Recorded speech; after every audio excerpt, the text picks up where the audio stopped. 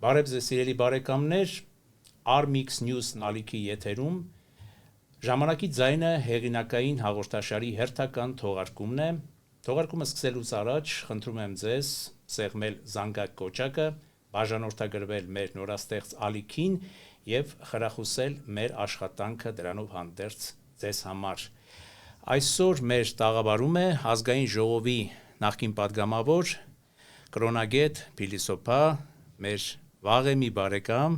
Վարդան Խաչատրյանը։ Շնորհակալ եմ հրավերի համար։ Ես էի ուզում ասել առաջի հերթին շնորհակալ եմ, որ ընդունել եք մեր հրավերը, պարոն Խաչատրյան, եւ եկել եք տաղավար, քանի որ գիտեմ բազմազբաղ մարդ եք։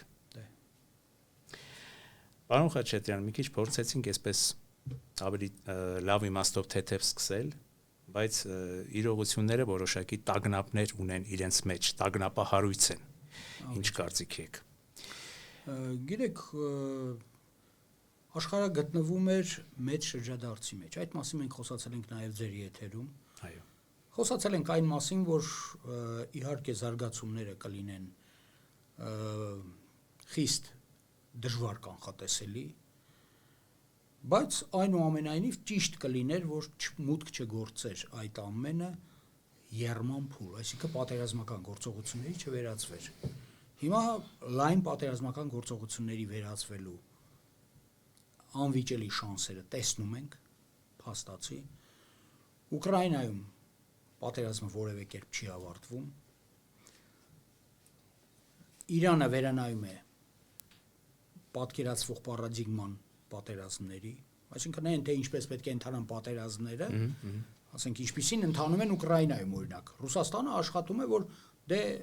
եվրոպական երկրները կբերեն կտան զենքով կխփի Ուկրաինան իրենց, թե չէ, եվրոպական երկրների հանդեպ որևէ ագրեսիա չի լինում։ Իրանը ամենասկզբից որոշեց վերանայել այդ զարգացման ուղին, հայտարարելով, որ բոլոր նրանք, ովքեր տրամադրել են իրենց տարածքը մեզ հարվածելու համար, այսինքն ամերիկյան օդուժին, Իսրայելի օդուժին, ուրեմն համապատասխանաբար կստանան հարվածներ։ Ինչից մենք տեսնում ենք, որ պատերազմը դառնում է կրկնակի, եռակի անգամ ավելի թեժ Եվ սպառնալից։ Սպառնալից, որովհետև նույնը կարող է տարածվել նաև ուկրաինական պատերազմի վրա, որովհետև եթե ընթանում է այսօր այդպիսի ուղիով պատերազմը, այնտեղ եւս այդ ուղին կընտրի։ Եվ հիմա թող մտածեն են մնացած երկրները, ովքեր որ հա այդպես պատկերացնում են, որ կարելի էր խփել Ռուսաստանին, կարելի էր զենքեր տալ Ուկրաինային, չգիտեմ, այնտեղ ֆլամինգո հրթիռ, SN 1200-1400 մղոն միլ հեռավորության վրա խոցել ռուսական կարևորագույն ռազմարդյունաբերական օբյեկտներ, ուղղակի ամբողջ հարցն անում է, որ ես մի բանից եմ զարմանում, թե ինչն է պատճառը, որ ներկայիս քաղաքական, ինչպես նաև ռազմական էլիտաները չեն փորձում հասկանալ պատերազմը գոնե մոտավորապես այնպես, ինչպես ասենք, հասկացել են 20-րդ դարի սկզբներին, 19-րդ դարի վերջերին, հա, երբ որ ուղղակի, ասենք, լուրջ տեսաբանները հայտարարում էին, որ նախքան պատերազմը դուք պետք է հասկանաք ձեր հակառակորդի հնարավոր որակները դինամիկայի մեջ։ Հիմա ես զարմացած եմ մնացել, էլի, որ որևէ համանման պատկերացում արմատներից եկող, որ գիտեք ինչ կա, մենք հայեր ենք, չէ՞, մենք հայ քրիստոնյաներ ենք, այսպես ասենք։ Որպես հայ քրիստոնյաներ մենք ունենք մեր վարքագծային առանձնահատկությունները, կառուցվածքը, կողմնորոշումները, հնամենի ազգ ենք, պարզ չի քանի հազար տարի է գալիս ենք, մեկն ասում է 8, մեկն ասում է 7000 տարի է գալիս ենք։ Հա, գալիս ենք ու գալիս ենք, եթե այդ արմատները չբացահայտեն, մեր վարքագիծը հնարավոր չի լինի ոչ պատերազմի ժամանակ, ոչ խաղաղության պայմաններում կանխատեսելի դարձնել որևէ մեկի համար։ Հիմա իմ համար անհասկանալի էր, էլի, ես երեք շատ զարմացա, երբ որ պարզվեց, որ Խոմեյնին սպանվեց, այսինքն Իրանի հոգևոր առաջնորդը սպանվեց։ Հիմա գիտեք, դա անկանխատեսելի զարգացումների առանց կա եւ բացառապես ամերիկյան շահերը չսպասարկող երևույթ էր։ Նույնիսկ Իսրայելի շահերը չսպասարկող։ Ինչու։ Այսինքն գտնում եք կներեք, որ ամերիկյան շահերի տեսանկյունից, իսրայելական կամ հավաքական արևմուտքի ԵՄ-ի նույնիսկ շահերի տեսանկյունից, որտեղ նույնպես հակասական վերաբերմունք կարծես թե կան տարբեր ԵՄ երկրներ եւ առհասարակ եվրոպական երկրներ տարբեր դիրքորոշումներ ունեն զարգացումների այս իրողությունների վերաբերյալ, իսկ ինչու է կարծում, որ Ամերիկայի եւ Իսրայելի մասնավորապես շահերի չէր բխում Խամենեիի սպանություն։ Թրամփի երեկվա հայտարարությունից, որ մենք արեցինք այն ամենը, ինչը հնարավոր էր, եւ հիմա ժամանակն է, որպեսզի Իրանի ժողովուրդը ձեռք բերի իր ազատությունը, դուրս գա պատերազմի, փողոց, գրավի կառավարական շենքերը եւ այլն եւ այլն։ Մավրը արեց իր գործը, Մավրը կարող է հեռանալ, այո։ Բայց հիմա այդ իր ասածնա բոլորս լսել ենք, այնպես չի որ հիմա դնում մի բան սարքում ենք, չէ։ Արդյոք այսօրվա փողոցը Իրանի չի խոսում այն մասին, որ այդ գործը մեռավ։ Այսինքն այդ հավակնությունները մեռան, որովհետև իրանք հաշվի չեն առել այն արմատները, որոնք գոյություն սակրալ, այս մի քիչ բառը այսպես ասենք, սակրալ այն արմատները, որոնք սնում են տվյալ հասարակությունը։ Դա մարտիրոսած պատկերացումներով հասարակություն է։ Նրա գլխավոր հերոսները մարտիրոսվել են հենց ռազմի դաշտում։ Բոլոր ժամանակների գլխավոր հերոսը Մարգարե Մուհամմեդի թոռն է, Ալու որդի Հուսեյնը, որը 680 թվին եղերական մահվամբ ընկավ ճակատամարտում չխախտելու համար իսլամական օրենքն ու կարգը։ Եվ այս անձնավորությունը իրենով ըստ էության շոշափում է եւ ամբողջականացնում նրա կերպարը իհարկե Իրանը եւ Իրաքը միասին վերցրած, որովհետեւ նրա սրբազան քաղաքը գտնվում է Իրաքում։ Այո, Ղարբալան գտնվում է Իրաքում, գերեզմանն այնտեղ է, այնտեղ կանգնած է նրա մեջեթը եւ եթե անգամ համեմատենք ուխտագնացության հետ իսլամական ուխտագնացության ամեն տարի գալիս են 1.5 միլիոն մարդուց պակաս մարդ։ Այնտեղ 19-ից 25 միլիոն 15-ից 20, երբ որ կազմակերպիչ չկա պետական իրավունքներով օժտված կազմակերպիչ չկա, այնտեղ պետությունն է անում ամեն ինչ։ Այսինքն այս գոյություն ունեցող հասարակական մեծ լիցքը, մեծ պոտենցիալը խաղարկվել է տարբեր անգամներ։ Մենք դա տեսնենք 1970 թվին։ Այսինքն ես եւ դուք այդ հիշում ենք, որ եղել է պատերազմ Իրաքի եւ Իրանի միջև։ Այո։ Առաջացել են հակասություններ, ամերիկյան կողմը զինել է Իրաքին, միևնույն ժամանակ Գերմանիայից բերել տվել են նրան քիմիական գազեր, որոնք մարտական գազեր են, եւ կես միլիոնից ավելի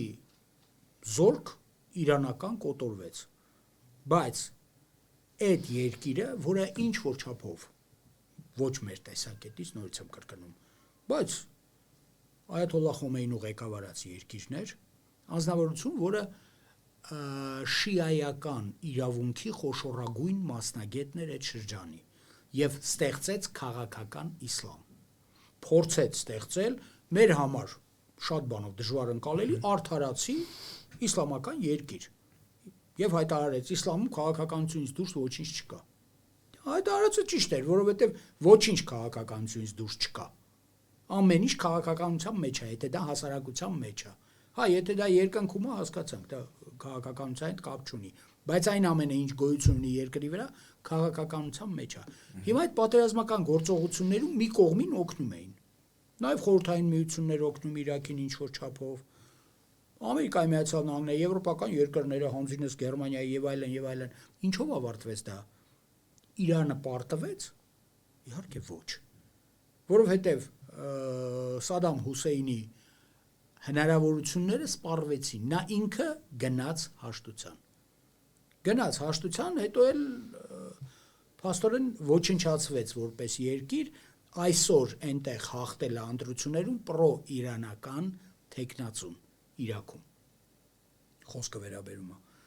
Միևնույն ժամանակ Ալի Սիստանին, այսինքն խոշորագույն հեղինակությունը շիայական իսլամում ներկայիս, որը գտնվում է էլի Իրաքում, նորից կոչ է անում, որ մենք պետքա վրեժխնդիր լինենք։ Եվ այս գլխատող հարվածների դիմաց մենք պետքա համապատասխան վերաբերմունք ունենանք։ Հիմա գիտեք ինչ կա, ամերիկյան հնարավորությունները այսօր այնպիսին չեն, ինչպիսին եղել են 91 թվին։ Նրանք փոփոխված հնարավորություններ են։ Հիմա այսօր երկու ավիակիր ունեն, ավիակիրներից մեկը չի կարողանում մոտենալ, կանգնած է Հունաստանի ափերի մոտ, այդ Ջերալդ Ֆորդը։ Ելնելով նրանից, որ ուղղակի կանալիզացիան չի աշխատում։ Չի աշխատում, դա առավել հավանական է, որ դա ծովային անձնակազմի բողոքի հետևանքն է։ Այսինքն այդպիսի ընդունված կարգ կա, այսպես ասենք, որ հանում են իրենց t-shirt, էլի, որ ասում են, այսինքն այդ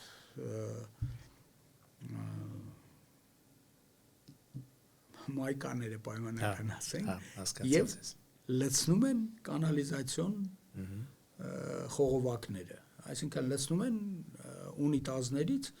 որովհետև իրանք 9-րդ ամիսն է արդեն չեն գնացել տուն, այդ իրավունքը չկա, նրանք պետք է համեմատաբար շուտ գնացած լինեին եւ կանգնած է ու չի կարողանում, ասենք, մտնել այդ ռազմական իրավիճակի մեջ, որտեղ ինքը շատ անհրաժեշտ է, հասկանում ենք բոլորս, որովհետև ընթանում է պատերազմ, չի ընթանում պատերազմ սովորական, ընթանում է ընդլայնվող եւ ոգեղեն լիցք իր մեջ արդեն կրող պատերազմ։ Սա բերեք հաշիվներից դուրս չդնենք։ Ինչն է պատճառը, որ այսօր օրինակ Թուրքիային խփել է Իրանը, Ինջիրլիկին։ Ինջիրլիկ բազան, այդ ռազմական այրոպորտը Ամերիկայի Միացյալ Նահանգներին։ Ինչու, որովհետև ինքը համարում է, որ այդ պարադիգման պետքա փոխվի։ Նրանք, ովքեր մտել են մեջ եւ օգնում են իր հակառակորդներին, նրանք չեն կարող դիտվել թշնամուց տարբեր որևէ այլ բան։ Նա թշնամի է։ Ինչի՞ անկախ այն բանից, որ Թուրքիան նույնիսկ պաշտոնապես հայտնեց կարծիք, Թուրքիան դա մի քիչ լուրջ չի, լուրջ չէ, խոսանք էլի, դա ինչ ասել էլի, զրուցակից եմ անդրադառնում, որտեղ սիրում են, որ մենք խոսանք բանից, էլի, ինչ գնացել է Իրան, ինչ երկու առաջարկ կա ներկայացրել, որոնք են եղել, այդ առաջարկներից առաջինը եղել է, որ ձեր հարստացված ուրանը տվեք, մենք պահենք, այ ախպեր, լուրջ ես ասում այդ բանն էլի, ես այդտեղ մարդու բերանը գալիս է մենակ այդ, որ եթե լուրջ ես ասում, երկակի ստանդարտներ։ Ես սկսում եմ մտածել, որ դու ուրեմն այտենց ես մտածում։ Եթե դու այդպես ես մտածում, այդ նշանակում է, որ այսօրվա Թուրքիան ղեկավարում անձնավորություն, որը ուղղակի չի ընկալում աշխարհաքաղաքական իրավիճակները։ Եվ երկրորդ առաջարկը ցնցող առաջարկ։ Ապա միլիտարիզացրեք Թուրքիային հարակից տարածքները, որովհետև հնարավոր է ձեզ միջուկային զենքով խփեն, եւ փախստականները գան այդտեղ, որ մենք մտնենք, տիրություն անենք այդ ամեն ինչին, այսինքն մենք օտարենք ձեր տարածքի մի մասը։ Ինչու, որովհետև դա պատմական խնդիր է Թուրքիայի եւ Իրանի համար։ Դեռ եւս 16-րդ դարից, 16-րդ դարից, 1514 թիվ 1514 թվին Թուրքիայի ամենազորեղ սուլթանը Սելիմ Ահեղը ճակատամարտում սկզբից պարտվեց Շահ Իսմայիլին, հետո նաև հայ հրետանավորների կրակի արդյունքում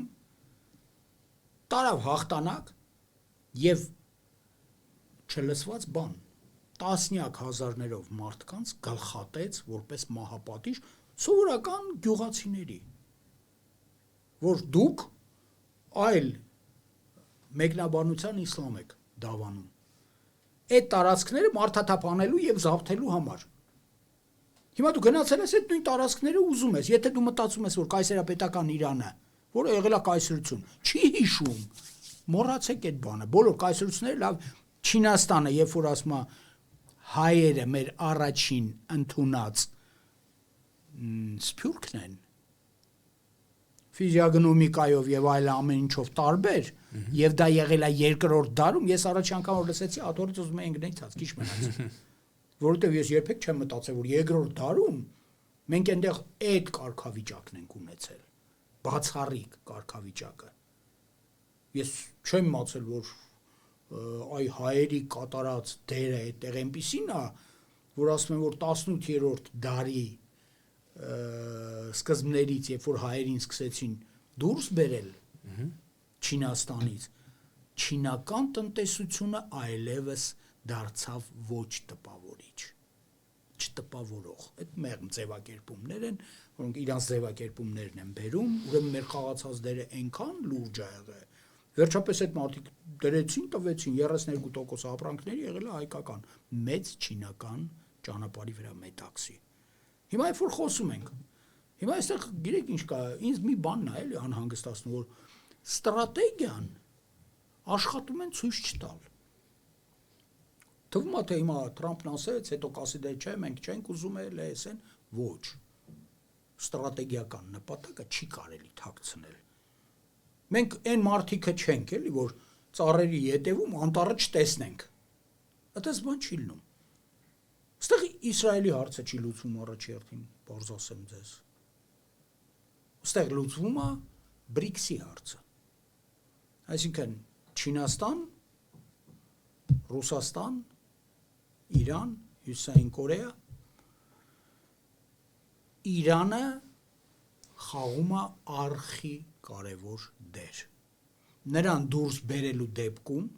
այդտեղից դրա համար ամեն ինչ մտնում է խաղի մեջ, շահի որդին է ամեն օր խոսում, վարչակարգի փոփոխություն, հա, ռեժիմի փոփոխություն, այո, ռեժիմի փոփոխություն, լավ, բայց ոնց։ Եթե հիմա մենք չէ, բերեք պարզ խոսանք էլի, հիմա մենք բերում ենք մարդ, որը այստեղ չի եղել, Իրանում չի եղել այդ մարդը։ Ինքը գնացել է, դուրս է ապրել է, մի որդին ինքնասպան է եղել, շահի մյուսը կա, ասենք, պատկերացնել, որ նրան խիստ սպասում է Իրանը, որը չի ճանաչում այդ մարդուն, այդ հələ մի կողմն է։ Երկրորդ լավ, ասենք, եկավ իշխանության։ Արդյոք այդ փուլում, այդ նախնական թույլագույն պետության եւ ռեժիմի համար նոր ստեղծվող փուլում նա կարողանալու է պահել Իրանի ամբողջականությունը։ Թե բալկանիզացվելու է Իրանը, ճիշտ այնց ոնց որ Յուգոսլավիան։ Դե հիմա մի կողմից Բելուջիներն են, Բելուջիստանը, որին ասել են դու կազմի քո սահմանադրությունը։ Այսինքն դու առանձին պետություն ես դառնալ։ Արդեն ասել են արևմուտքից, թե Ամերիկայից, ամերիկան կոնկրետ ասելով կարող է կազմել, նույնը քրդերին է ասված հյուսիս-արևմուտքում Քրդստան, պայմանական Քրդստան, Իրանում, որտեվ այդպիսի Քրդստան դժվար է պատկերացնել, որ կենսունակ կարող է լինել այնտեղ։ Բայց այ հարակից Ադրբեջանին եւս տրվել է սահմանադրություն ստեղծելու հարցը։ Հիմա հասկանալի է, որ Ալիևը ինչ որտեղ Ազարի ցեղախմբով բնակեցված հատվածն եք դուք ասում Ադրբեջանը նկատի ունի, ասենք հյուսիսի մի որոշակի տարածքում էլ Ադրբեջանին է խոստացել։ Թավրիզ կենտրոնով մեծ Ադրբեջան, ինչպես պատկերացնում են ներկայիս Ադրբեջանի ղեկավարությունը։ Առանձին պետություն, թե պետություն, որը պետք է միանա, որին կմիանա հյուսիսային Իրանը, էլի Ադրբեջանա կոչվում, ադրբեջանական հատվածները կմիանան իրեն եւ Թավրիզ կենտրոնով կդառնան ամենազորեղ թուրքական պետություններից մեկը։ Հա։ Հիմա սրա Այսինքն ըստ դրա կենտրոնը լինելու Թավրիզը, այսինքն Իրանաբնակ Ադրբեջանն է, այսպես ասած, պայմանական ասած, լինելու այդ պետության, թե Բաքուն է լինելու։ Գիտեք մի քիչ թե կովկասյան թաթարներն են այսպես։ Ես չեմ ուզում, չէ, մի քիչ գիտեմ, ընդ բաներ կա, որ իրանք ասենք չգիտեն, ինչ որ չափով։ Բայց դա շատ վտանգավոր խաղ է, պարոն Խաչատրյան, ըստ ինձ օրինակ դուք ինչպես եք դիտարկում դրան, այսինքն շահի ժամանակ, որը ըստ էության համարվել է մի որոշակի տևական ժամանակահատված պրո-ամերիկյան, պրո-արևմտյան լայն իմաստով վարչակարգ, չէ, այդպիսի խնդիրներ չեն դրվել արևմուտքը, իսկ հիմա արդեն դրվում է, բայց այդ դեպքում Փերլևիի որդին հիմա Իրանը չի պետք, հիմա բալկանիզացիա է պետք, որպեսզի չինական կայսրությունը բոլոր ժամանակներում ագրեսիա չի դրսևորել, հավատացնում եմ ձեզ։ Աստված հիշողություն տա, եթե չեմ սխալվում, 13-րդ դարի ընթացքում երկու ագրեսիվ գործողություն ա ուղղակի իրականացվել է Ճապոնիայի դեմ։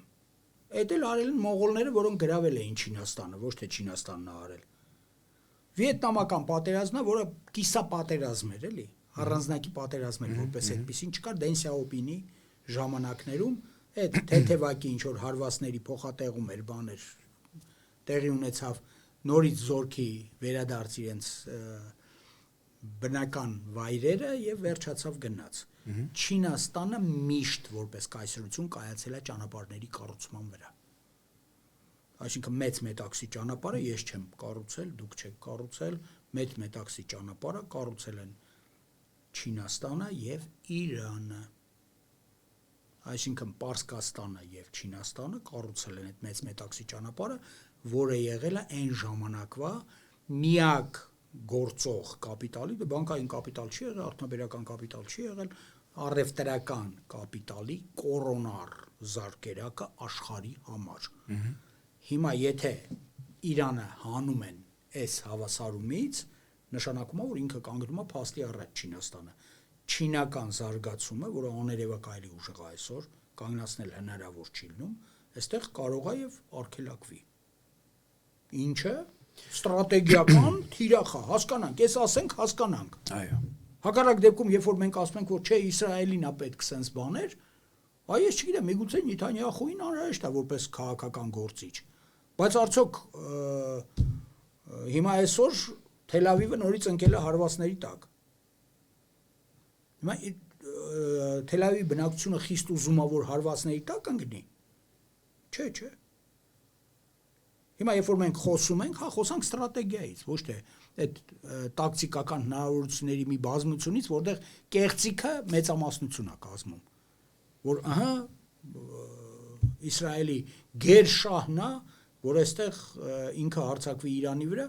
որ երբ Ամերիկան գնա, ինքը մնալու է մենակ Իրանի դեմ եւ միայն իր միջուկային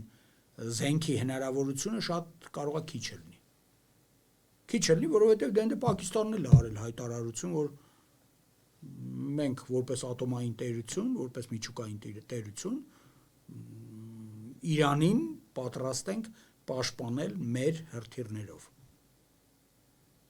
Եվ Աստված վկա չի կարելի էլի այդ ամեն ինչին այտենց շատ մատերի արանքով նայել եւ համարել որ կարելի է եւ գնալ միջուկային ինչ որ պատերազմի։ Դա շատ ավելի գլոբալ աղետ կլինի։ Ախպեր, ուրեմն երկրի վրա մարդկությունը վերանա թե ինչա, բերել եք, հասցրել եք այն բանին, որ որոշել եք խփում եք, չեք խփում, գլխատող հարվածներ եք հասցնում մի անգամ, գլխատող հարվածներ եք հասցնում երկրորդ անգամ, վերջը միջուկային պատերազմն է եւ բոլորը արդեն խառնվելու են իրար, որ ինչ լինի, էլի։ Այսինքն հասկացանք Ամերիկան ուզում է պահպանի հեգեմոնի դերը իր։ Բնական բան է։ Այդ ոչ մեկը չի ուզում էլի իր լավ դիրքից իջածելնի համեմատաբար ոչ այնքան լավ դիրքի, որովհետև աշխարհով մեկ հիմա 3 երկրներ են, որոնք ունեն դիեզերական գրուպիրովկա, այսպես ասած, խմբավորումներ, որոնք ընդդեղից վերահսկում են, հակառակ դեպքում ոչինչ չես կարող վարել որպես ժամանակակից պատերազմ։ Չմոռանանք էլի այդ բաները։ Այսինքն, երբ որ մենք խոսում ենք, մի հատ էլ նայենք այդ ատրիբուտներին, էլի, նրանց առանց որի հնարավոր չի, ասենք, ներկայիս պատերազմը։ Եվ հասկանալի է, որ այդ 3 երկրներն են։ Բայց եթե իմի խնդիրը կայանում է նրանում, որ մինչև վերջ գնանք տեսնենք ինչ կլինի, ամեն վարքյան կարող ենք պոկվենք ու ընկնենք թարթարոսը, էլի, անդունդը ընկնենք։ Որ ինչ, էլի, թարթարի խորքերում ինչ կա։ Բացի կործանումից եւ Խավարից, լավայի մեջ ընկնենք, որի չլինի, էլի, ինչի համար մոխրանանք։ Իհարկե։ Ես համարում եմ, որ մենք, չէ, ամեն դեպքում անհրաժեշտ է, որ ուղղակի լավ պատկերացնենք, մեր հնարավորությունները ասենք լարենք մինչև վերջ, որպեսզի հանգարցնես չստացվի, որ Ալիևը հայտարարում է, որ 500,000 ադրբեջանցի տղամարդ պետքա գնա Հայաստանում ապրի։ Այո։ Արդեն շատ սահուն ձևով եկաք մենքին, շնորհակալ եմ դրա համար, բնականաբար շատ լավ պատկերացնելով, որպես քաղաքագետ, որպես վերլուծաբան, թե ինչ կարող է սպասել Հայաստանին։ Այո, միանգամայն ձեզ հետ համաձայն է, որ Ալիևը բացառված չի, որ դարձյալ չնայած այս խաղաղասիրական այս կեցվածքներին, հայտարարություններին, բայց բացառված չի, որ նորից կակտիվացնի իր հակահայկական հռետորաբանությունը, իր ագրեսիվ հակահայկական հռետորաբանությունը։ Եվ ինչ պետք է անենք մենք, պարոն Խաչատրյան, եւ առհասարակ ինչ եք կանխատեսում, նաև մեր քաղաքական դաշտի մասին էլ լավ հետո մի քիչ կխոսենք, թե այսօրվա քաղաքական դաշտը, այս նախընտրական պար բռնած քաղաքական դաշտը արդյոք պատրաստ է այս բարդագույն մարտահրավերներին, թե ոչ։ Հիմա մի ասма լավ լուր ունեմ ասելու, մի վատ լուր ունեմ ասելու, որից սկսեմ Որից որ կցանկանաք։ Որից որ սկսենք, չէ, կատակով եմ ասում, իհարկե։ Մի քիչ կատականենք, որ թեթև տանենք։ Ինչու, որովհետև հա, ասել, որ մենք պատրաստված ենք պատերազմի, այդ այնքան էլ այդպես չի։ Բայց աշխարհի նման հին խոսք կա, parabellum, պատրաստիր պատերազմը։ Եթե դու չես պատրաստել պատերազմը, քեզ ներքաշելու են պատերազմի մեջ, որովհետև բոլորը տեսնում են, որ դու պատրաստված չես։ Թույլերի փրկությունը ասում է սեփական ունեցվածքը զիջելու մեջ է։ Ինչ ունես պետքա զիջես հույսով, որ կարող է եւ կյանքդ փրկվի։ Բայց այն էլ չի փրկվելու, որովհետեւ մենք տեսել ենք, էլի, մեզ ինչ են գենոցիդ արել Թուրքիայում։ Թուրքիայում արած գենոցիդի հիմքն էր, որ թուրքերը անգիր գիտեին, որ երկրի տերը եղել են ոչ թե հույները, Բյուզանդիա կոչվածի, այլ հայերը։ Այո։ Մենք վերցնենք թե այնտեղ ով ա եղել այդ իշխանությունը։ Կայսրերի մեջ քանիսը մենք ունենք եւ քանիսը ունեն ուրիշները։ Ժամանակաշրջանը, երբ որ իշխել ենք մենք, ժամանակաշրջանը, որ մենք չենք իշխել այնտեղ։ Մեր մսի ու արյան գնով կասեցվել է աշխարհի խոշորագույն արշավանք աղետը, դա արաբական իսլամի դուրս գալն է, մեծ պատմական եւ քաղաքական թատերաբեմ եւ Պարսկաստանը խորտակվել է, Պարսկաստանը ընկել է հարվածներից Նիավենդի ճակատամարտից հետո, իսկ Բյուզանդիան փրկել են հայերը, որքան էլ զավեշտական չեն չի, արտակ զորավարի հրամանատարության տակ գտնվող եւ հայ ազգի Լևոն Իսավրեցի կայսեր խնդրանքով եկած հայկական հեծելակային գնդերը պարտության մատնեցին առաջին անգամ, պատկերացեք 130 տարի, 110 տարի պարտություն չգիտի ինչ բան է այդ արաբական հեծելակը եւ նրանց ակրոյինի տակ ջախջախեցին ուղակի ջախջախեցին, որովհետեւ նո այդպես էր պետք, ես լավ հիշում եմ, էլի, որ իջացրել էին մինչև Սիրիայի անապատները իջել էին եւ այնտեղ կանգնած էին դղյակները հայոց առաջնորդների, ես մի անգամ այտենց վազելով մտնում եմ այդ նկարները ձեռքիս, ես ոգևորված վազելով մտնում եմ մեր առաջին դեկանը Շահե arczepiskopos-ը, ասի Սրբազան, բլեն այդպես բան, դե Շահե arczepiskopos դու մի ասա տեսել է բնականից այդ ամեն ինչը, ես ֆոտոն ձեռս եկել եմ, ասաց ինչու գուր խնաս, ասի Սրբազան, բա այս մեր տղեկն են եղե բան, Վարդանի որդի արտակ վրեն խփածա գրածա բան, քանդակածա էլի վրեն Էսե պագան արիամումը սովոր կգասեցնես, ադորեն ետք է, մեի մնալ չի հիշե անոր գնես, հիմա ինչ ասես, հա, ես հասկացա, որ ինքը չի նայում են տեսակետից, որից ես եմ նայում, որ տես մենք, այ կանգնացրել ենք ակրոյինի տակ, առաջին պարտությունն ա եղել ու արաբների համար ընդհանրապես շոկ ա եղել, էլի, որ հանգարց ինչ-որ մի հատ հեծելակ, եկել ա ու սարսափած ընդ կանգնած չի, այլ ուղիղ քշել ա իրանց վրա, Սկսվել է կռիվը, որը մոտավորապես 2 ժամ տատանվել է, որն է հաղթելու, որից հետո իրանց պարտությունն եղել է ուղակի երևացող, փախուստի են դիմել, նույնիսկ ուխտերը չեն փրկել իրանց, էլի, որտեվ այդպես սովորություն կար, որ գոնե էլիտան նստում էր ուխտերի վրա փախնելու, բայց Ղարաբաղի աշխեհ ձիերը փաստորեն պարզվում է, որ շատ արագաշարժ էին ու փրկություն չի եղել, էլի, այդ առումով, բայց ինքը ինչ էր ասում, ասածներն էր, որ մենք տվինք, ու վերջում ոչ մեկն էլ չհիշեց, էլի, վերջում էլ թուրքերը միակ բանը, որ հիշում էին, նա որ մեզնից են վերցրել, եւ տանտիրոջը, որ մինչեւ չսպանես, դու այդ տանտերը չես, որովհետեւ հա, այդ տանտերը գալու է եւ ասելու է, ընկեր ինչ գործ ունես դու ստեղ։ Այսինքն Թուրքիայում օրենքը ընդունվեց ու փոխվեց, դա զարմանալի բան էր, էլի, իմ համար այդ շոկ էր, էլի, երբ որ նրանց արխիվում օրենքը ընդունվեց, որ արխիվում ներկայացված դիմումները 12 օրվա ընթացքում պետք է ստանան ճշգրիտ պատասխան, 3 այսպիսի հատոր 800-ից 1000 էջանոց, երբ որ պարզվեց, որ հայերի սեփականությունն է եւ դա մոտենում է ձգում է մինչեւ 80% սեփականություն եղած։ Արգելվեց, մինչև այսօր արգելը չի գործում այդ օրենքը։ Դրա համար ենք մենք գենոցիդի ենթարկվել, ճիշտ է որ խոսանք։ Դրա համար ոչ մի դրական հերոսի չեք տեսնում։ Բայց ինչ վերաբերում է նրան, որ Ադրբեջան, հիմա Իրանի Ադրբեջանից փախնում գալիս են Հայաստան։ Որևէ մեկը գիտի ով է գալիս, այդ ինչի են գալիս։ Այստեղ ինչ են անում, այդ ինչքան կարան գան։ Ասենք դե 20 միլիոնի կարգի հնարավոր է նույնիսկ ավել իրենց մասամբ ազերի համարող մարդիկ են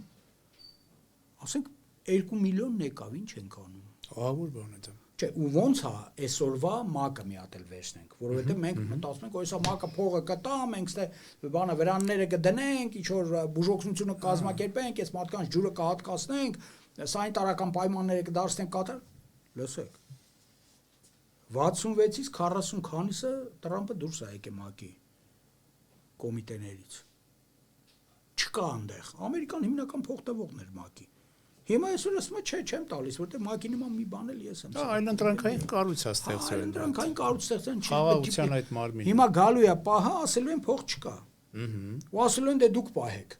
Դրա մեջ էլ երևի չէ պատահականություն շատ չտեսնել էլի որ այ հարցակումից առաջ այս երկրորդ հարցակման ալիքից առաջ ստեղծեց Թրամփը այդ այլընտրանքային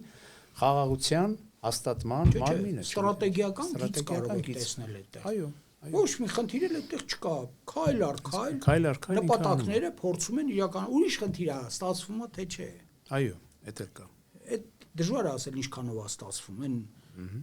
բաներ չէ Մայք Թայսոնները իհարկե ամեն բռնցքամարտիկ ունի իր ծրագիրը բայց դա տևում է մինչև առաջին ատամներին ուտելը երբ որ առաջին անգամ կերավ արդեն փոխվում է ամբողջ ծրագրերը փոխվում են այո բոլոր ծրագրերը փոխվում տեսումները կա պատերազմական պլան որը իրագործել հնարավոր է լինի որովհետև դու երբեք մինչև վերջ հաշվի չես առնում հակառակորդի դիմադրունակության հնարավորությունները հիմա լավ Ադրբեջանից 500,000 տղամարդ երբ որ ասում են դա քողարկված 1.5 միլիոն մարդն է թե 2 միլիոն եթե տղամարդ 500,000 ինքը պետք է ունենա գոնե մի կին չէ որտեղ չի որ տղամարդ է գալի էլի կարող է 2 հատ էլ գոնե երեխա ունենա այո դա արդեն դարձեց երապատիկ հա միլիոն ամենակիչը այո դեռ ցավը տանի հրաչիկ ձաձեմ ոնց որ ասում է լավ այդ միլիոն այդ միլիոնը էլի պիտի բերի թե չէ ես չգիտեմ հնարավոր է բերի հնարավոր է չէ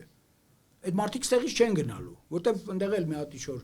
Ժիրայր Լիպարիցյանն է հայտարարություն անում որ 700,000 ադրբեջանցիներ էին ապրում Հայաստանում խորհրդային իշխանության տարին այգուց ատում այդ որտեղից այդ թիվը այդ ինչն է վերցրել համար գնացե մարդը համար եք անցկացրել վերջապես մարդիկ ենք որոնք գնացե այդ գործով զբաղվել ենք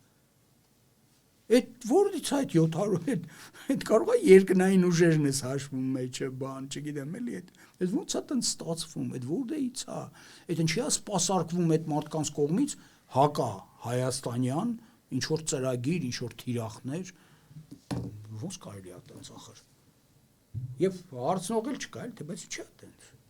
Նա դիմանանք։ Չէ, թե մեր կողմից դա արվեց, հայկական կողմից դա արվեց որևէ հայի կողմից դա արվեց, դա կլինի պարզապես ազգային խոշորագույն դավաճանություն։ Բայց ինչի համար, ինչի՞ Իսկ եթե դրսի ուժերը հասկանալի։ Մենք համարում ենք, որ այնքան նաիվ մարդավոր չգիտի, որ 700,000 չկար։ Իհարկե։ Այսինքն Այսինքն չեն կարող որևէ մեկին համոզել, որտեվ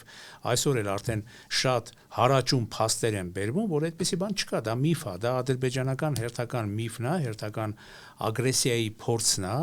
կամ ինչպես ասում են ռազմական լեզվով, հրետանային նախապատրաստությունն է, ինչ որ քայլեր անելուց առաջ։ Արդ պատկատով կա, հա, ոնց որ ասում են։ Հա, ճիշտ է խոսանք, մենք պետք է դրա համար էլ պարաբելում, էլի, միշտ պատրաստ լինենք պատերազմի։ Հիմա այսպեսին է այս տարածաշրջանն, նա երբեք ուրիշ կերպ չի եղել։ Այո, համաձայն եմ ձեզ։ Այդ մեր մեծը Նիկողայոս Ադոնցի խոսքերը հիշենք, էլի, որ ականջներից զնգա, էլի, որ այ ախպեր, էս ինչի՞ց է, որ ամեն անգամ քաղաքակրթության անիվը անցնում է հենց Հայաստանի վրայով։ Մի անգամ էլ թույլ անցնի, էլի կողքով։ Քիչ հանդարտ ժամանակներ եղել են, չէ, պարոն Խաչատրյան, հանդարտ։ Բայց սովետական միության ժամանակ, ցարի ժամանակ մի որոշակի սովետական միության, ցարի ժամանակ այդքան չի եղել, որտեղ առաջին համաշխարհային պատերազմը դե ցարի ժամանակ ա եղել, ռուս-թուրքական պատերազմներն եղել, որտեղ հայերին էլի է շրջաբերվել ու էլի մենք կորուստներ ենք տվել։ Չմոռանանք էլի, որ Բուլղարիայում Անդրանիկը կռվում էր, Գարեգին Նժդեհը գլխավորում էր այնտեղ զորաբաժիններ, իր ենթական էր Անդրանիկը, երկրորդ դեմքն էր իհարկե, բայց դե հիմա այդ ամեն ինչն եղել է, բայց իմ համար ամենախաղաղ ժամանակաշրջանը եղել է հայկական գրերի ստեղծման ժամանակը։ Դրանից էս կողմ չեմ հիշում արդեն, որ այդպիսի հենց իդիլիական ժամանակաշրջան, Արտաշես մեծի ժամանակներն ա եղել, բան, էլի, բայց մեկի իշխանության ընթացքում ընդհանրապես էլի սա տարածք է, որտեղ միշտ հարցերը լուծվում են արյամբ, քրտինքով, եթե պատրաստ ես թափել դա, եւ հիմա նոր ժամանակներում նաեւ նորագույն զենքերով եւ վառոթով։ Էս է միշտ եղել։ Հիմա եթե մենք մտածում ենք, որ մենք լուսին ենք թռնելու այնտեղ ապրենք, հետո հաճելիորեն վերադառնանք ինչ-որ ժամանակ։ Հա, որ խաղաղվի վերադառնանք ստեղ հանգիստ նստենք։ Խաղաղ կասենք, որ դե լավ, դե գնացեք ստիպան, իրանք էլ կհասկանան կամա չեն, կգնան, հանգիստ խորոված կուտենք։ Հա, դե բա ոնց։ Առանց դրա չի։ Առանց դրա չլար։ Շիշը խփենք ծառին տարակոցով մի հատ ասма խուժանի քեֆ չանենք։ Շամփուրներին շարենք։ Այսինքն գալիս ենք թեկուզ եւ այսպես ասած մի քիչ կծու, մի քիչ ցավ պարունակող նույնիսկ հումորով այն իրողությանը ձեզ հետ միասին, պարոն Խաչատրյան, որ պիտի պատրաստ լինենք ցանկացած զարգացմանը եւ լարենք մեր բոլոր դիվանագիտական, քաղաքական, ռազմական բոլոր հնարավորությունները, որպիսի հնարավոր այսպես ֆորս մաժորային անկանխատեսելի զարգացումների դեպքում մենք կարողանանք դիմակայել այդ զարգացումներին եւ գոնե ոտնատակ չգնանք։ Լսեք, մենք ամենակարևորը պետք է իմի բերենք այն ամենը, ինչը մենք կարող ենք ունենալ որպես վստահելի դաշնակիցներ։ Այո, եւ վստահելի որոնք են ըստ ձեզ ձեր կանխատեսումով այդ վստահելի դաշնակիցները։ Այդ առումով վստահելի դաշնակիցներ ես չեմ պատկերացնում Եվրոպայում այսօրվա, որտեղ Եվրոպան սուզվում է ու սուզվում։ Ինչու մենք գնում ենք դեպի Եվրոպա կարծես թե չար երևույթ արդեն օրինագիծ ենք ընդունել, ընդեղից լավ բաներ են մեզ ասում։ Եթե մենք գնում ենք դեպի Եվրոպա, Եվրոպան է հեռանում մեզնից, եթե մենք հեռանում ենք Եվրոպայից, Եվրոպա մոտենում է որ այդ դիստանցիան պահի, ոչ թողնի, ոչ հա, որ այս կողմենքով չգնանք, հա, ուրիշ տեղեր չգնանք, հա։ Չգնա ուրիշ տեղ, նա էտա, ասենք, հա, բայց պատկերացնել, որ Եվրոպան, ասենք, ունենալու է այն հնարավորությունները, ինչը մենք ենթադրում ենք, դե տեսել ենք, էլի, հիմա լավ, երբ որ ասում ենք Եվրոպա, մենք չենք ունեցել Եվրոպայի հետ հարաբերություններ, Վրաստանը չի ունեցել մեր հարևան հարաբերություններ։ Վրաստանը ամեն ինչով գնաց Եվրոպա, հա, փորձով։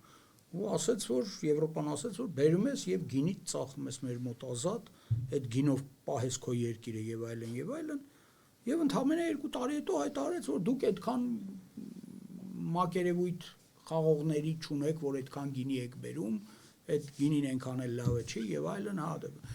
Այն գլխից էր պետք հասկանալ, չէ՞, որ եթե գնացինք Եվրոպա, ասենք վրացական գինին ինչքանով է մրցակից գերմանական գինու հետ, ինչքանով ֆրանսիական դղյակի գինու հետ, ինչքանով իսպանական հայտնի գինիների հետ, ինչքանով իտալական գինիների հետ, հարավի նույնիսկ բուլղարական գինիների հետ, հնարավոր է որոշ դեպքերում չկարողանաս մրցել։ Հիմա այդ օթում ասած խոսքերը դա մեզ ասոցիացիան պայմանագիր Հայաստանը պետքա տաներ Եվրոպա վաճառեր այսպես կոչված թեթև արտոնաբերական ապրանքներ շորեղեն լավ եթե Հայաստանը պետքա տաներ էլի հա ձեր ցավն էլ տանեմ հա հասկացանք Հայաստանը տարավ այդ ապրանքները ինքը հաղթելու է այնտեղ չինական տրիկոտաժին թուրքական տրիկոտաժին Միջին Ասիայում արդեն դրված նորագույն արտադրություններին Թուրքմենիայում կլինի դա Ուզբեկստանում կլինի նրանք բամբակի տերերը նրանք են այդ առումով երբ որ մենք խոսում ենք հագուստից լավ պատկերացնենք էլի եթե մենք օթում պատկերացնենք որ կգնանք եւ այդ ամենը չգիտես ինչի բանից առատության եղջյուրից կլցվի մեր սեղաններն ու գրպանները դա այդպես չի լինելու այդպես չի լինելու որտեղ Եվրոպան այսօր հաշվում է ամեն ցենտը Անգլիայում 1000-ից ավելի մարդ մահանում են մենակ նրանից որ այս ձմեռ չեն կարողացել ջեռուցել իրենց տները մեռել են այդ մարդիկ հիմա իրանք էլ ասում են դե հա ինչ ա եղել դե ամեն տարի 500 էր մեռնում այս տարի թող 1000 մեռնել ես բան չի էլի ես նաև համարում եմ որ շատ լուրջ լրջագույն ճգնաժամը միջազգային էլիտաների համար այդ Էփշտեյնի հետ կապված գործը այդ գոյություն ունեցող տարուբերումը հնարավոր մեղադրանքների որոնք ճիշտն ասեմ ես մի քանի գիշեր կարդացի զգացի որ պսիխիկաս կարող է շեղվի որտեղ երբեք չեմ պատկերացրել որ իմ գիտելիքները սատանայապաշտության ուսումնասիրության արդյունքում այդտեղ ուղղակի արտահայտություն կգտնեն ես ճիշտն ասեմ դա իմ համար եղել է հանկարծակի ես ագին ժամանակ դժվար էի մարսում կարդացած ասել ես դա լուրջ եմ ասում առանց սեթևեթանքի առանց ինչ որ փորձերի որ հա չափազանցնեմ եւ այլն դա ինչ նշանակում է ախպեր անչափահասների բռնաբարություն ինչ նշանակում անչափահասների զոհաբերություն ինչ նշանակում անչափահասների արյուն խմել միս ուտել եւ այլն դա այդ ամեն ինչ ախպեր հա դա էլ մի կողմից դա էլ մի նայլ աղետալի բան է այդ բարքերի այդ այլասերումը ճիշտ եք ասում համաձայն եմ ձեզ հետ որովհետեւ այդ ամենը դա բարոյահոգեբանական աղետն է արդեն իսկ դրանից այնքան ես չեմ պատկերացնում պետքա փոխվեն այդ էլիտաները եւ պետքա վերադառնա բարոյականությունը քաղաքականությունը արդյոք կվերադառնա պարոն Խաչատրյան եթե չվերադարձավ արդյոք կառնեն պատերազմները իհարկե ոչ որովհետեւ եթե դու ամեն անգամ խոսքը տալու ես ու չես անելու կամ մենք գնալու ենք նորից դեպի կրոն որովհետեւ մարդը մարդուն միշտ ուզեցել է խափի այդ ճիշտ է խոսանք Աստված առաջին հերթին նրա համար է որ մարդը հասկանա որ կա մի էակ կա մի էություն որը քեզ կպատժի անբարոյական վարկագծի համար դրա համար մենք ինչ ենք ասում քանի խոսքը չես ասել նա քո գերին է բերանիցը դուրս թռավ դու ես իր գերին պետք է անես այդ խոսքը մի դուր այո հիմա ռուսներն էլ նույն բանն ունեն չէ տեսեք ինչ որ մոտիկ ժողովուրդներ ենք հենց եվրոպականի տեսակետից ասում է слово что пуля выстрелишь не вернется վերջացավ էսա եթե մենք չվերադառնանք բարոյական որոշակի մակարդակի չեմ ասում բարձրունքներին հասնենք այն ինչ որ մեր նախնիներն են ունեցել բայց այդ բարոյականի որոշակի մակարդակին մենք հասնենք հա մենք ամեն ինչով պաշտպանված կլինենք որովհետև մենք պետքա գիտակցենք կարևորագույն առանցքները որ երբեք լսում եք երբեք մենք այլևս հնարավորությունը չունենք թալանով զբաղվելու երկրի ներսում մենք պետք է ունենանք միայն նվիրյալներ այո նվիրյալներ այ 2 տարի առաջ Չիկագոյի համալսարանը լույս տեսրեց շումերների մասին հերթական խոշոր հետազոտություն է իր որում վերջապես գրվեց որ այդ շումերական քաղաքների որ մենք ասել ենք թագավոր որ թագավորի պաշտոնը Էնզի է Էնզին թագավորը չի բարձվում մեր հետազոտությունները ցույց տեն որ Էնզին դա այն անձնավորությունն է որը պարտադիր պետքա գա հյուսիսից պետքա կառուցի տաճարը քաղաքի կենտրոնում սկզբից Սարը հետո տաճարը բաշխի այն գոյություն ունեցող հասարակական շերտերի ծավալներով եւ հավակնություններով եւ ինքը դրանից հետո պետք է հեռանա առանց որևէ բան ստանալու, որովհետեւ նա ծառայեց աստվածներին։ Ու ես հասկանում եմ, որ մեր հայկը պետքա որ այդ էնզին լինի։ Այո։ Դե չէ հետևից ինչ էին գալի էլի, եթե էնզին։ Ձեզ հետ հնարավոր չի չհամաձայնվել, պարոն Խաչատրյան, որովհետև անգամ անաչառ եթերավարի այսպես իմ դիրքերից փորձելով այսպես հակադարձել, որովհետև բաներ եք ասում, իրողությունների մասին եք խոսում, բարոյական այդ եթե կարելի է այսպես ձևակերպեմ ձեր միտքը ընդհանրացնելով, բարոյա հոգեբանական վերակազմակերպումը ինչ է լինի, որ դիրքավորման գործիչ է լինես, ինչ համակրություններ էլ ունենաս քաղաքական այս կամ այն ուժի վերաբերյալ, որի մասին ես ձեզ նաև իմ հարցը ուղեցի, հնարավոր չի, երևի թե դա հավաքական խնդիր պիտի լինի, համազգային, համապետական խնդիր պիտի լինի այսօր։ Գիտակցված հասարակության կողմից, խորը գիտակցված հասարակության լայն կլոր սեղաններով, փաստարկումներով, ժողովրդի կողմից մարսվելով այդ ամեն ինչը, որ բոլորը հասկանան, որ ետ գցելու քայլի տեղ չունենք։ Ետ գցելու։ Ամեն դեպքում եվրոպական ուղղությունը մեզ համար դուք համարեցիք ձեր ոչ հեռանկարային, ես հասկացա։ Բա այդ դեպքում այո, այս բարթագույն, սա էլ ասենք ու այսօրվա մեր եթերը, որովհետև այնքան բան կա ձեզ հետ խոսելու եւ այնքան հետաքրքիր եք խոսում, որ ուղղակի ուզում եմ անդադ ձեզ հնարավորություն տալ, որ դուք ձեր մտքերը շարունակեք ու շարունակեք։ Ինչ պիտի անենք այդ աշխարհ քաղաքական կողմնորոշումների առումով ըստ ձեզ եւ այսօրվա ներքաղաքական դաշտը հնարավորություն տալիս է արդյոք ճիշտ դիրքավորումների գալ այս բարթագույն իրավիճակում։ Գիտեք, երբ որ վտանգը ծայրահեղ է սկսում դառնալ,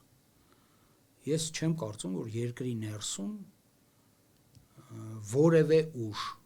պետք է մտածի երկիրը նոր ճաքերի ենթարկելու մասին։ Այդպիսի բան չպետք է լինի։ Մենք միացյալ հայ քրիստոնյա ժողովուրդն ենք։ Եվ մենք ունենք խնդիր լուծելու։ Այո, մենք ամենաարագը կարող ենք հասնել տեղ, որովհետև կամայական երկիր բաղկացած է տարաբնույթ պատկանելություն ունեցող ժողովուրդներից, որոշ դեպքերում մի մասը իսլամադավան են, մի մասը քրիստոնյա են, ինչ որ մի մասը բուդդայական են։ Վատ չի, այդ երկրների յուրահատկությունն էլ դա է։ Բայց ընթացքի տեսակետից ամենաարագը դա մոնոէթնիկ զանգվածի ընթացքը կարող է լինել։ Եվ այս տեսակետից մենք պետք է հիշենք մի բան, որ մենք լինք ենք բարձրյալի ձեռքում,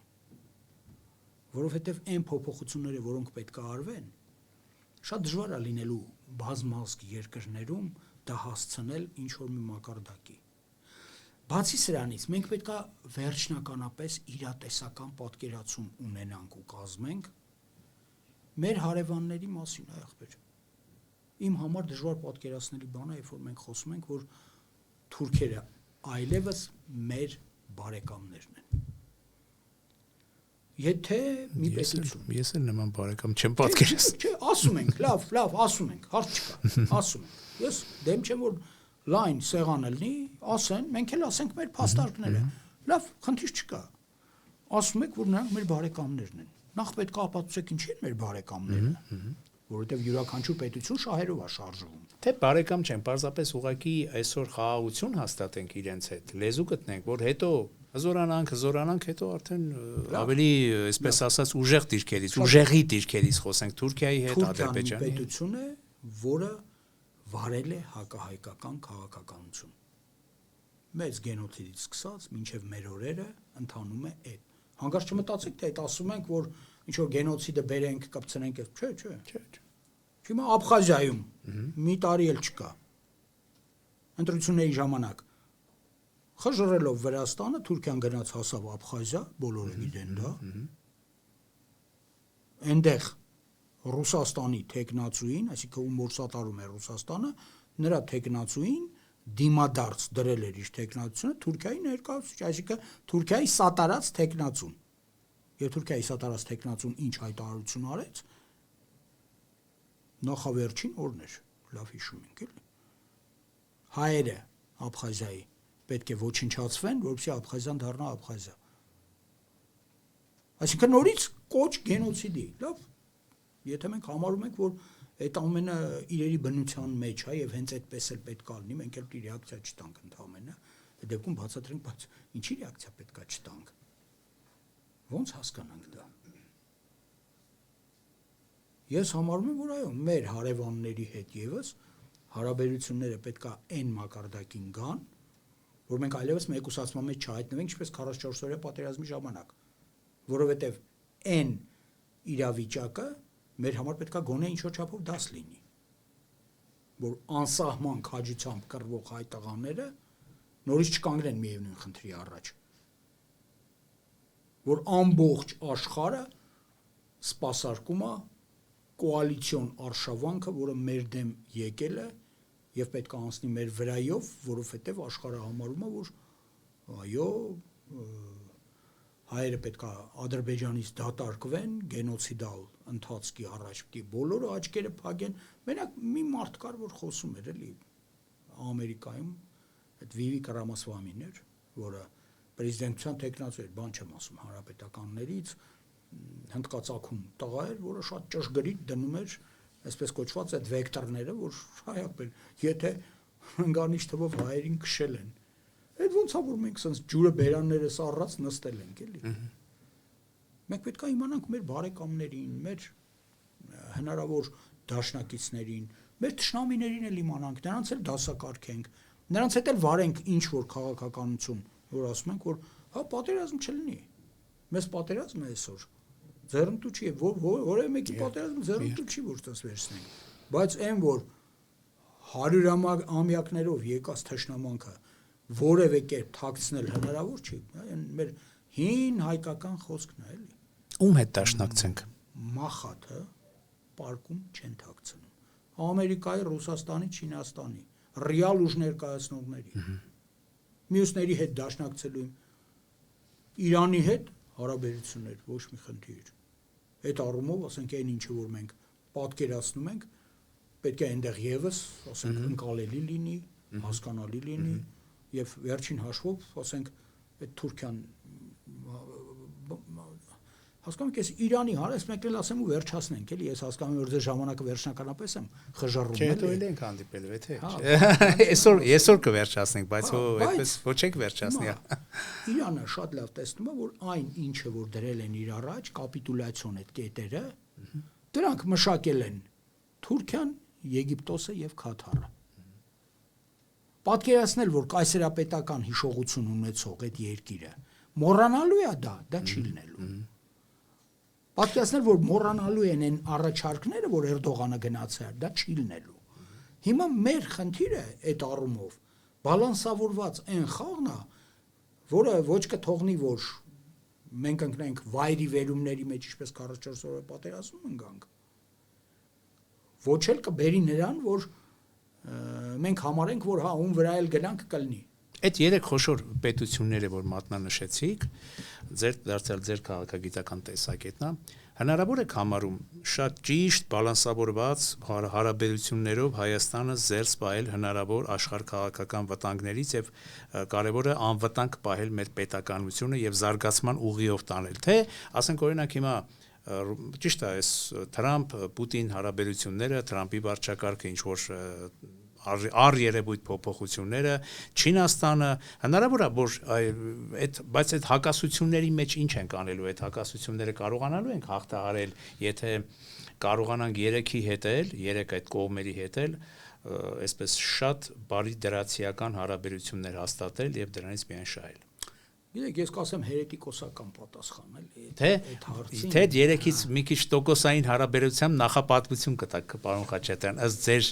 վերլուծության, այսինքն մի քիչ սրա հետ գուցե մի քիչ ավելի սերտ, դրա հետ մի քիչ ավելի սերտ։ Լսեք, աշխարհի ամենակոմունիկատիվ ազգը այդ մենք ենք եղել։ Այո, այդ միանշանակ համաձայն եմ։ Մենք այդ իրեքից բացի Հնդկաստանի հետ էլ պետք է ունենանք բացառիկ հարաբերություններ, որտեղ նրանք եւս հիշում են, որ երբ որ անգլիացիները սովի մատնեցին նրանց, երբ որ միլիոնավոր հնդիկներ մեռան սովից, առաջինով ապստամբեց անգլիացիների դեմ հայկական հեծելակը։ Հայկական հեծելակը, որը գտնվում էր անգլիական բանակում, այդ մարդացիացական անխիղճ վերաբերմունքի արդյունքում ոտքի կանգնեց։ Եվ այդ երկիրը չի մոռանում դա։ Որտեղ նաիվս հզորագույն հսկա պետությունա մենք ամենակոմունիկատիվ ազգն ենք եղել։ Կլինի դա Պարսկաստանում, կլինի դա Հնդկաստանում, կլինի դա Չինաստանում, կլինի դա Ռուսաստանում, Ամերիկայում։ Ես միշտ սիրում եմ այդ օրինակը բերել, էլի որ երբ որ Կոլոմբոսը գնում էր որ Ամերիկան հայտնաբերեր, դե որոշել էր որ գնում է Հնդկաստան, չէ, գնում է պետք է հասնի Հնդկաստան, ուղիղ գնում է արևելք, արևմուտք գնում հասնում է Հնդկաստան։ Եվ թարգմանիչներ որպես վերցրել է հայեր։ Քանի որ հայերը Հնդկաստանում եղել են, գիտեն լեզուները, այդ ուրդուն գիտեն, չգիտեմ, սանսկրիտը գիտեն, հինդին գիտեն, հիմա գնացել են։ Արզվել է որ հնդկացի ասում են, բայց այդ հնդիկ չեն։ Իրանք ասում են հնդկացիներ դες դեն, բայց ամենաարագը սովորում են այդ լեզուները հայերը, որովհետև իրանք պոլիգլոտ են։ Կայծակնային սովորում են։ Դա էլ կա, իհարկե։ Եթե դու քո ուժեղ կողմերը չես օգտագործելու, եթե դու չես սպասարկելու քո երկրի ներսում այդ ամենը, եթե դու չես ունենալու համայն հայության սատարումը աշխարհով մեկ, բայց այդ սատարումը դու կարող ես ստանալ միայն ոգևորիչ գործունեությամբ քո երկրի ներսում, որ բոլորը նույնից ուշադրությունները հառեն Հայաստանին, որովհետև ես համոզված եմ, եթե Հայաստանը հանգարց, դա ոչ Աստված ասում, փուշը լեզվից մեջ, եթե Հայաստանը չեղավ 25 տարուց սփյուռքն էլ չի լինելու, որովհետև յուրաքանչյուր սփյուռք գոյություն ունի միայն մշակութային արտադրության եւ սպասարկման պայմաններում։ Մենք առաջ ունեցել ենք նաեւ Կոստանդնուպոլսում մշակութային կետ, որտեղ ասեք, Մադրասում էլ ենք ունեցել, հետո ինչ։ Այդ ամենը վերացել է, մնացել է Հայաստան։ Այստեղ էլ վնասվել է արդեն, այնպես ենք վարվել, որ այստեղ էլ վնասել ենք։ Մենք պետք է այդ ամենն էլ վերադարձնենք։ Մենք պետք է ստեղծենք այն Հայաստանը, որ բոլորի համար հասկանալի է, որ ազնիվ զարգացման ուղու վրա է։ Թե չէ ամեն անգամ մենք կանգնենք միևնույն կոտրած տաշտակի առաջ։ Եկան, էսիշները, սրանցից էին վատ, սրանք մյուսներից են վատ եւ այլն, էլի։ Այս ամենը պետք է լսեք, նեգատիվ ընտրություն չի կարելի թույլ տալ, որ չարյաց փոքրագույնով ընտրություն տեղի ունենա։ Ես միշտ բերում եմ այդ օրինակը Սերմնացանի։ Եթե Սերմնացանը հաջորդ տարվա սերմերը ընտրեց ամենավատ սերմերից, ինքը 3 տարի հետո ծորեն չի ունենալու։ Չի կարելի վատերի մեջ լավին ընտրել։ Իսկ մեզանում անընդհատ խոսակցությունը գնում է դրանից։ Ով է ումից ավելի վատ եւ այլն։ Ես գտնում եմ, որ չէ, ժամանակն է, որ մենք գիտակցաբար մոտենանք այդ հարցերին եւ լավ հասկանանք, թե որ ուժն է, որ ի վիճակի է կոնսոլիդացնել, ոչ թե միասնական, դա հասկանալի է, այն որ ասում են նույն ձվաբջիջից ծնված մարդկանց միջև էլի կան տարբերություններ, այդպես չի, որ դրանք միասնական ինչ որ բան են, չէ, այդպես չի, բայց մենք պետք է ունենանք կոնսոլիդացված հասարակություն, որը հասկանա իր վաղվա օրը, հասարակություն, որում ապրողները կարողանան պլաններ կազմել ինչ-որ չափով իրենց երեխաների համար, մեզանում այդ բանը չկա ախր, ամենամեծ արտագաղթը Հայաստանից իմ խորին համոզմամբ այս պատճառն ունի, հայերը ի տարբերություն շատ ժողովուրդների էլի, իրանց երեխաներին ահավոր շատ են սիրում, աներևակա էլի շատ, եւ այդ երեխաների ապագան, եթե չի կարողանում մարդը ծրագրել, ինքը հայտնվում է բացարձակ փակուղու մեջ։ Պարզ է, պարոն Խաչատրյան, թույլ տվեք այսօր հայցելով ձեր ներողամտությունը, չնայած ինձ որ թողնեի ժամանակի որ խնդիր չներ, հա, կխոսեինք։ Դա ձեզ հետ շատ հետաքրքիր է, ես կրկնում եմ եւ անկեղծորեն եմ դա ասում։ Եվ իմ այն հարցը, թե վերջիվերջո այդ 3 ձեր մատնանշած կենտրոններից ում հետ մի քիչ ավելի շատ, ում հետ մի քիչ ավելի քիչ, դա թողնենք երևի մյուս մեր եթերին, որովհետև այստեղ շատ իմ կարծիքով լուրջ եւ խորքային վերլուծություն դուք կարող եք մատուցել մեր հարգելի ունկնդիրներին, որովհետև դա կարևորագույն հարցերի հարցն է, ես կարծում եմ, որովհետև ձեր մատնանշած շատ ու շատ հարցերի պատասխաններ երևի մենք կստանանք հենց այդ հարցի պատասխանը ստանալուց հետո։ Այնպես որ շնորհակալություն, որ ժամանակ գտաք եւ եկաք մեր տաղավար։ Շնորհակալ եմ հրավերի եւ եթեր տրամադրելու համար։ Մենք ենք շնորհակալ։ Armix News ալիքի եթերում ժամանակի ձայնը հեղինակային հաղորդաշարի հերթական թողարկումն էր, մեր տաղավարում էր Ազգային ժողովի նախկին պատգամավոր, կրոնագետ, փիլիսոփա Վարդան Խաչատրյանը։ Ես դիմում եմ մեր այն ունկնդիրներին, ովքեր չեն բաժանորդագրվել Armix News ալիքին, խնդրելով նրանց սեղմել զանգակոճակը եւ բաժանորդագրվել Armix News ալիքին։